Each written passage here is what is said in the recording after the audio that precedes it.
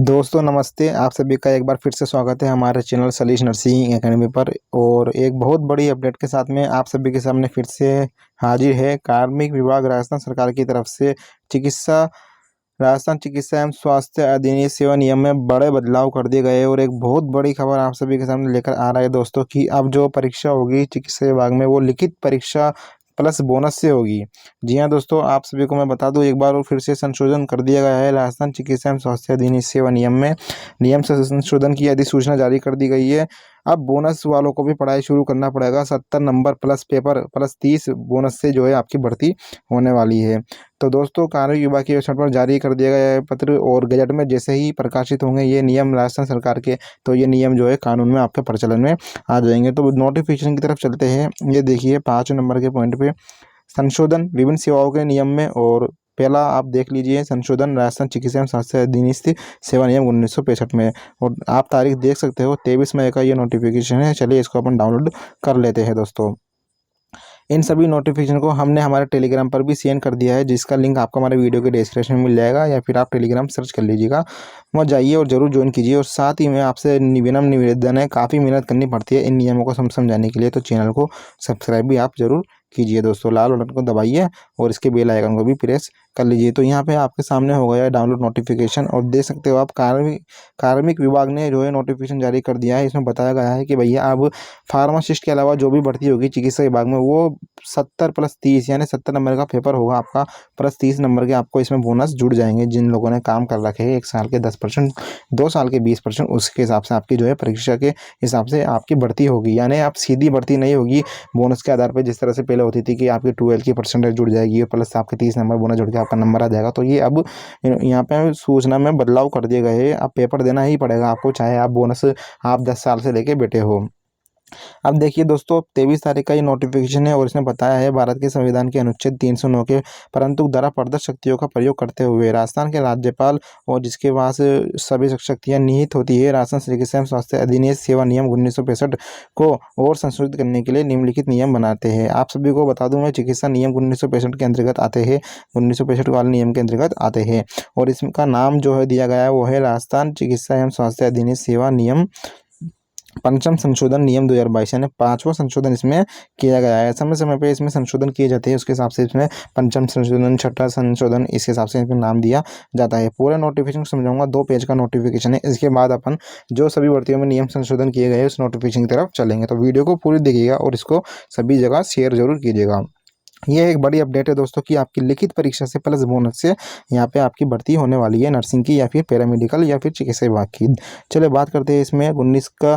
इसमें नियम 19 में संशोधन किया गया है कि राजस्थान चिकित्सा एवं स्वास्थ्य अधिनियम सेवा नियम 1965 के विद्यमान नियम 19 के स्थान पर निम्नलिखित प्रत्यय स्थापित किया जाएगा। यानी 19 आवेदन की समीक्षा और परीक्षाएं जो होगी वो किस हिसाब से होगी, तो मैं बता दूँ आपको दोस्तों। पहला पॉइंट इसमें बताया है आयोग के कार्य क्षेत्र में आने वाले पद के लिए आयोग द्वारा प्राप्त आवेदन जो अपूर्ण पाए गए, यानी अभी यदि आप आवेदन करते हो किसी परीक्षा में वो अपूर्ण पाए जाते हैं तो वो अस्वीकार कर दिए जाएंगे।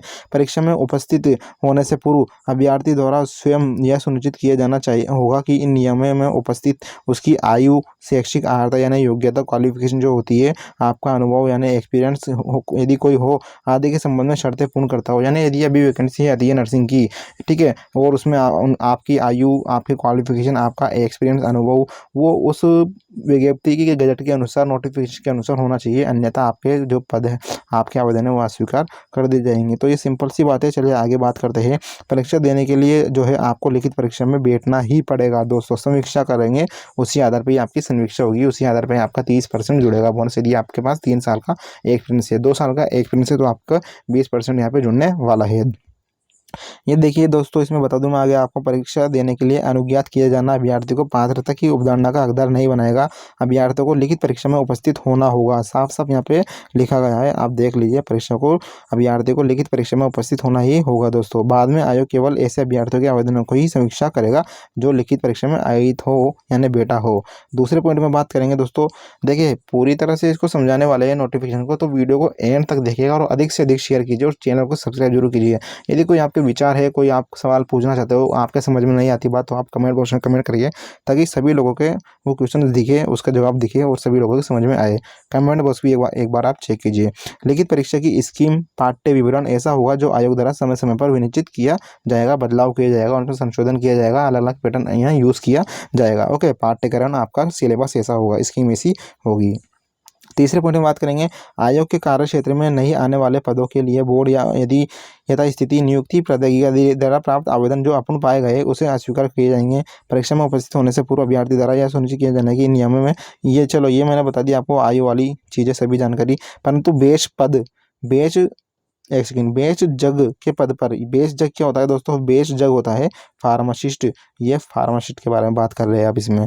परंतु बेच जग फार्मासिस्ट के पद पर नियुक्ति के मामले में लिखित परीक्षा बोर्ड नियुक्ति यदि पदाधिकारी द्वारा संचालित की जाएगी और ऐसे लिखित परीक्षा में प्राप्त अंकों और इतने बोनस अंकों के आधार पर योग्यता तैयार की जाएगी। आप सभी को पता ही होगा फार्मासिस्ट में क्या हुआ था, नियम चेंज किए गए थे और कुछ नियम इसमें बताए गए थे, उसकी वीडियो भी हमने बनाई है, प्रीवियस वीडियो आप जाके देखिएगा।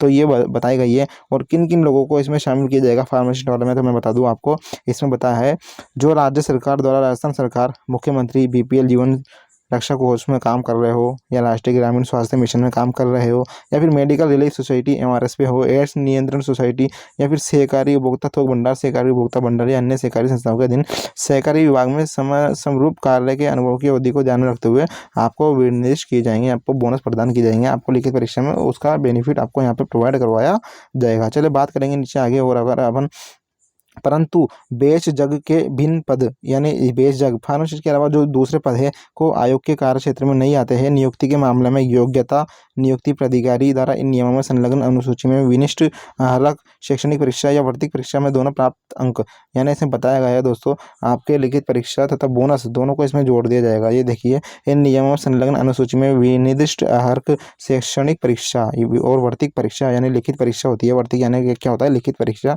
या फिर आपकी जो शैक्षणिक परीक्षा है उनमें या फिर दोनों में प्राप्त अंकों और इतने ही बोनस अंकों के आधार पर तैयार की जाएगी। क्या की जाएगी दोस्तों? आपको नियमों में संलग्न अनुसूची तैयार की जाएगी। यहाँ पर साफ साफ लिखा गया है, इसमें बताया गया है कि आपकी जो 70 नंबर का पेपर होगा और 30 नंबर की आपसे भर्ती यहाँ पे की जाएगी। चलिए आगे बात करेंगे, इसमें जो राज्य सरकार द्वारा, सरकार के अधीन, आप देखिए किन किन लोगों को इसमें शामिल किया जाएगा। तो जो राज्य सरकार द्वारा, राज्य सरकार के अधीन राष्ट्रीय ग्रामीण स्वास्थ्य मिशन यानी एनएचएम के अंदर जो लगे हुए हैं, मेडिकल रिलीफ सोसाइटी के अंदर जो लगे हुए हैं एमआरएस, ओके, और मुख्यमंत्री बीपीएल जीवन रक्षा योजना, या फिर एड्स नियंत्रण सोसाइटी, पुनरीक्षित राष्ट्रीय क्षय नियंत्रण कार्यक्रम आरएनटीसीपी, झालावाड़ अस्पताल, सब इसमें बताया गया है। चिकित्सा महाविद्यालय सोसाइटी, एकीकृत रोग निगरानी परियोजना या स्वास्थ्य एवं परिवहन कल्याण राज्य संस्थान के अधीनस्थ समरूप कार्य में अनुभव की अवधि को ध्यान में रखते हुए विनिर्दिष्ट किए जाएंगे, यानी प्रदान आपको किए जाएंगे।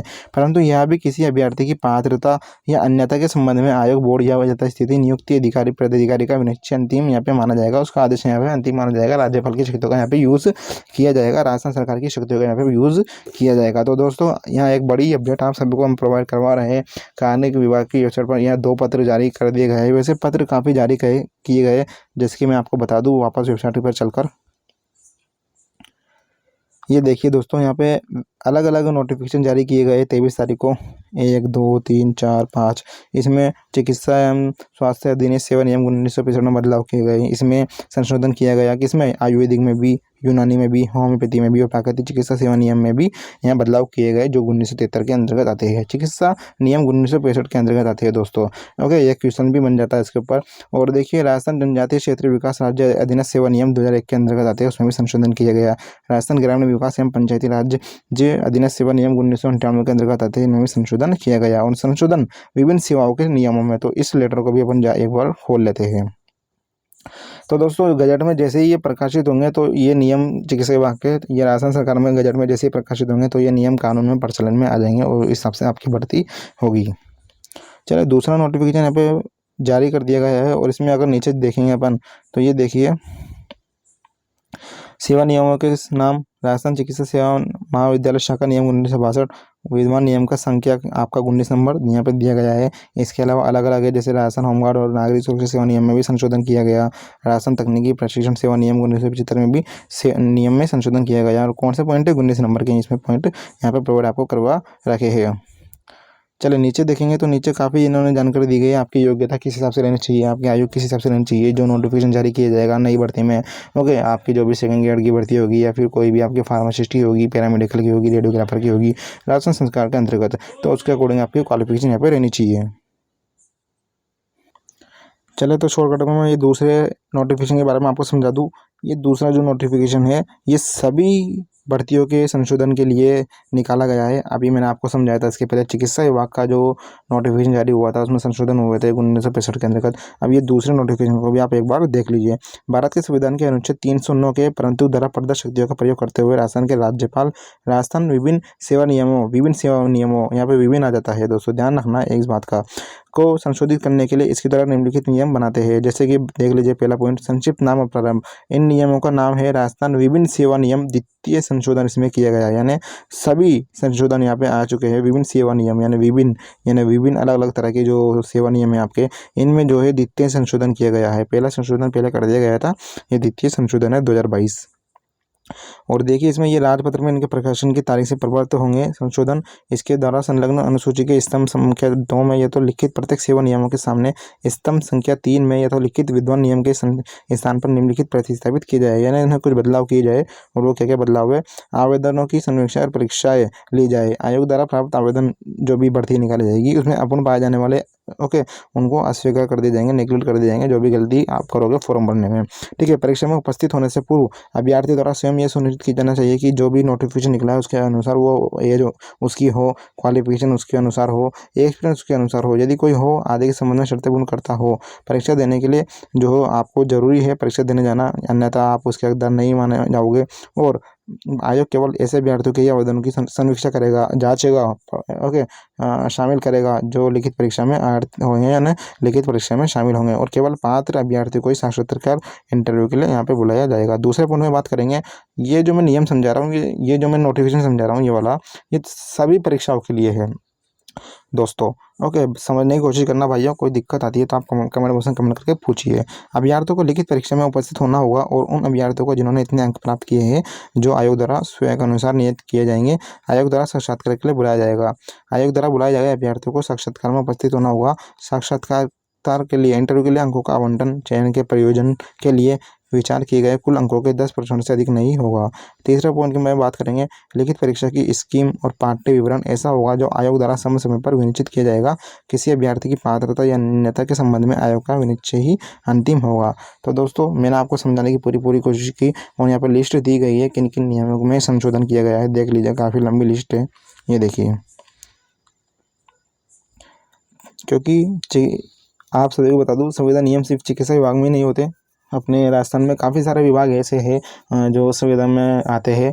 उसकी हमने पहले वीडियो भी बनाई है। 7 लाख के ऊपर संविदा कर्मी यहाँ पे जाते हैं राजस्थान में, यदि अपन जोड़े तो, जिसकी वीडियो का लिंक हमारे वीडियो के डिस्क्रिप्शन में आप चेक कीजिए एक बार। Rajasthan contractual appointment to civil post rules 2022 को भी हमने समझाने की कोशिश की है, जिसका लिंक भी आपको हमारे वीडियो के डिस्क्रिप्शन में मिल जाएगा। तो मैंने 2 नोटिफिकेशन इसमें समझाया आपको, मैं दोबारा बता दूँ आपको। पहले मैंने आपको संशोधन राजस्थान चिकित्सा स्वास्थ्य अधिनियम सेवा नियम समझाए, और अभी जस्ट बाद में समझाया वो मैं 5 पॉइंट संशोधन विभिन्न सेवाओं के नियम में, जो दोनों 23 तारीख को रिलीज हुए थे। दोनों को मैंने अच्छी तरह समझाया। फिर भी कोई समस्या आती है कमेंट करिए, टेलीग्राम ज्वाइन कीजिए, व्हाट्सएप ज्वाइन कीजिए और यूट्यूब को सब्सक्राइब जरूर कीजिए। दोस्तों मिलते हैं नेक्स्ट वीडियो में, तब तक के लिए bye, take care, good night, शुभ रात्रि।